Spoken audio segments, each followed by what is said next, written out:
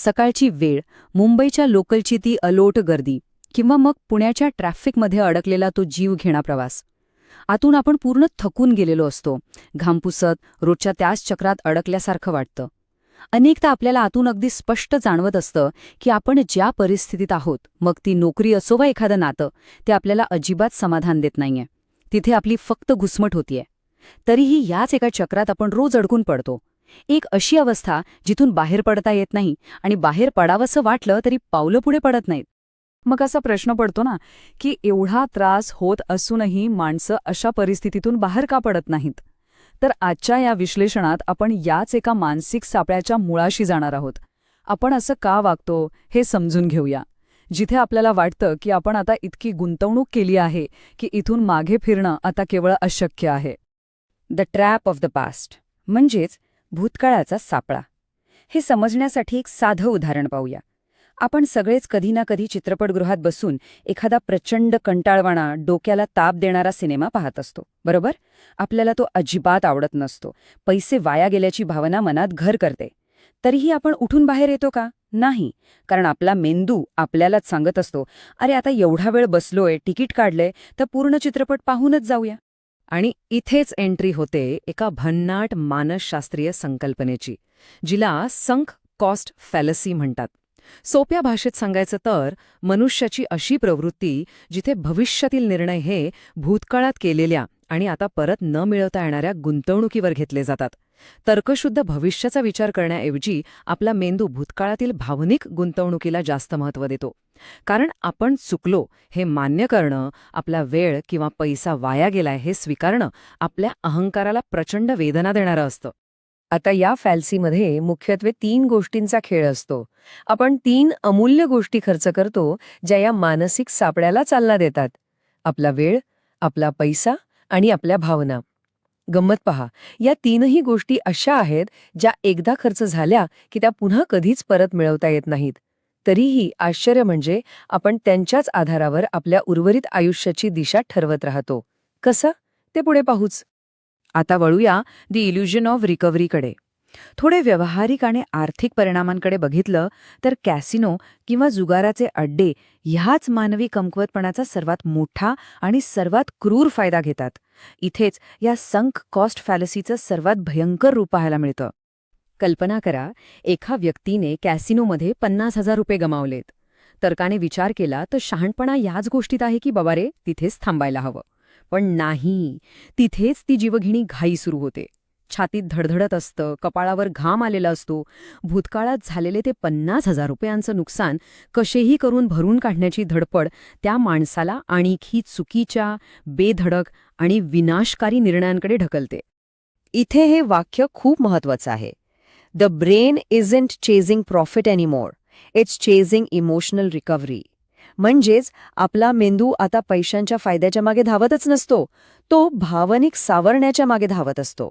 मानवी अहंकार अपयश किंवा नुकसान स्वीकारायला मुळीच तयार नसतो. आपण चुकीचे ठरलो हे मान्य न करण्याच्या त्या आंधळ्या अट्टहासामुळे आपण आणखी खोल खड्ड्यात पडत जातो. The weight of memories. पैशांकडून आता थोडं मानवी भावनांकडे वळूया. पुणे किंवा मुंबईसारख्या शहरांच्या अफाट गर्दीत, जिथे माणसांची कमी नाहीये, तिथेही राहून कित्येक लोक वर्षानुवर्षे विषारी नात्यांमध्ये म्हणजेच टॉक्सिक रिलेशनशिप्समध्ये एकटेपणा सहन करत राहतात. शेजारी जोडीदार असूनही मनातून पूर्णपणे एकाकी असल्याची, आतून पोखरून निघाल्याची भावना असते. लोक तिथे का टिकून राहतात? तर फक्त आमच्या जुन्या आठवणी आहेत आणि मी या नात्यात आधी घेतलेले कष्ट आहेत या नावाखाली ते स्वतःला संपवत राहतात. पण इथे एक अतिशय महत्वाचा प्रश्न उभा राहतो. भूतकाळातील त्या गुंतवणुकीमुळे भविष्यातील रोजचा त्रास सहन करणं खरोखरच योग्य आहे का? एवढा जुना इतिहास भविष्यातील वेदनांपेक्षा मोठा असू शकतो का? विचार करण्यासारखी गोष्ट आहे. आता द करिअर ट्रॅप. जगण्याऐवजी तग धरणे. हेच निराशाजनक चित्र आजच्या कॉर्पोरेट जगातही पाहायला मिळतं. कित्येक नोकरदार रोज सकाळी उठून अशा कामावर जात आहेत ज्याचा त्यांना प्रचंड कंटाळा आलाय. तिथे त्यांची प्रगती थांबलेली असते, पण ते क्षेत्र बदलत नाहीत. का? कारण त्यांनी त्याच विशिष्ट विषयात लाखो रुपये खर्च करून 4-5 वर्षे देऊन पदवी घेतलेली असते.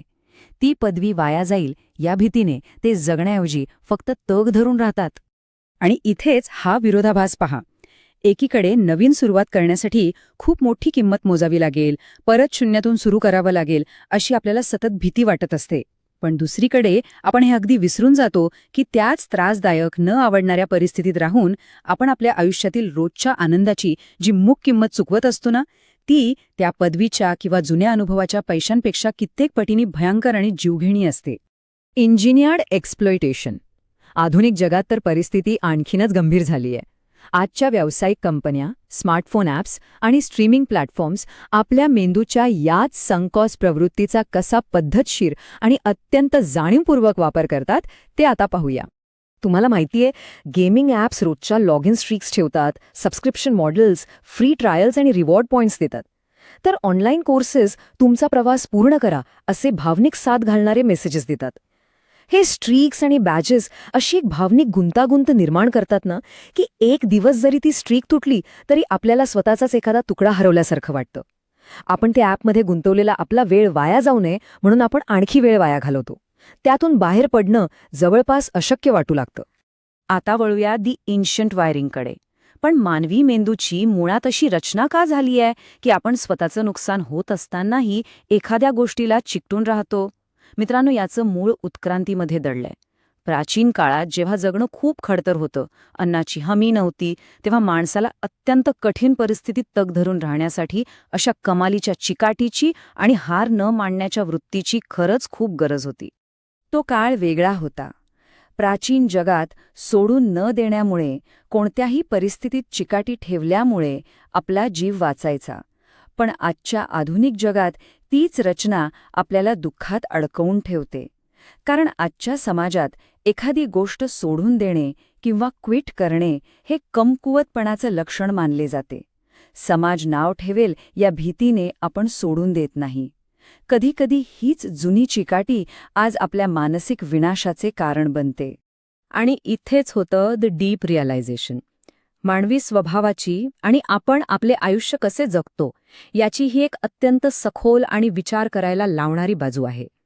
आपण खऱ्या अर्थाने आपल्या आयुष्याला, आपल्या निर्णयांना कसे आकार देतो याचे हे एक कटू सत्य आहे. तर इथला सर्वात महत्त्वाचा मुद्दा हा आहे की आपण अनेकदा आपले भविष्यातील निर्णय हे भूतकाळातील चुकांचं समर्थन करण्यासाठी घेतो.